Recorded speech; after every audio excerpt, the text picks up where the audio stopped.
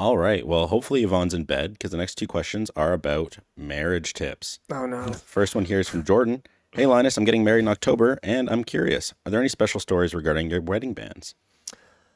For our wedding bands, the story is that they were cheap and fine, I guess. I didn't even want a band. I wanted to do tattoos because at the time, I'm totally used to it now, but at the time I didn't like wearing hand jewelry and I just didn't want something on my hand all the time. Now I feel naked without it, but I just wanted a tattoo and I was like, come on, this should be better. Like it's more permanent. I'm in it to win it, baby. Let's go. Let's tattoo.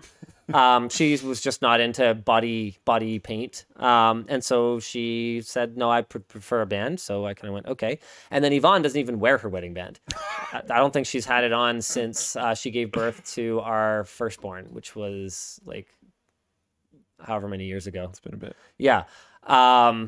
So she just wears her engagement ring. And the story there is that I actually like went and learned like a ton about diamonds.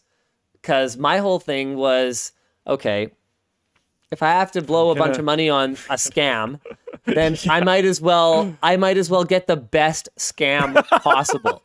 So Yeah. I picked a diamond that I felt was best suited to her.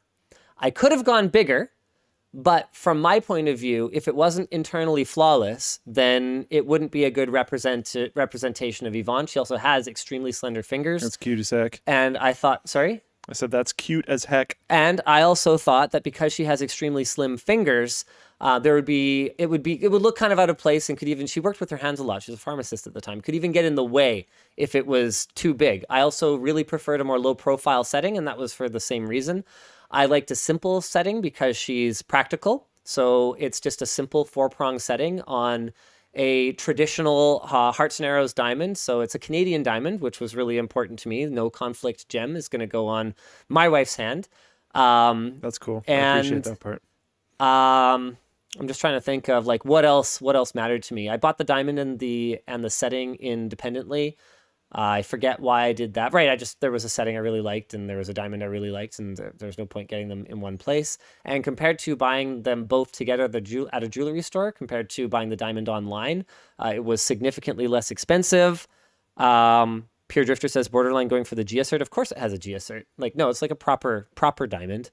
Like you can get ones for less that are like gigantic, but they don't sparkle the way that an IF does. So if I'm going to get scammed, then I'm going to get scammed properly. I also didn't want something that was obviously very valuable. I wanted it to seem like a poor person diamond to someone who doesn't know anything about rocks.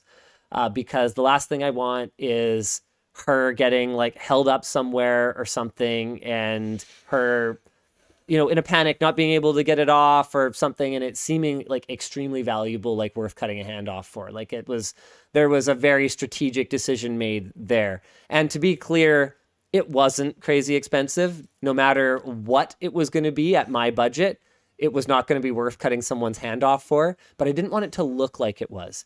You can get big diamonds that are just trash tier stones, especially back then when the lab created ones hadn't really taken off yet. Like nowadays it's kind of hard to tell if a diamond is like worth something or not because it's all arbitrary anyway. But back then, like, yeah, you could get giant trash tier stones that might look to someone who has not looking at them through a freaking thing. And they might think it's worth taking a life over, but actually it's not worth anything. And so I would rather her actually have a smaller stone. Yeah. So that was my rationale behind the ring.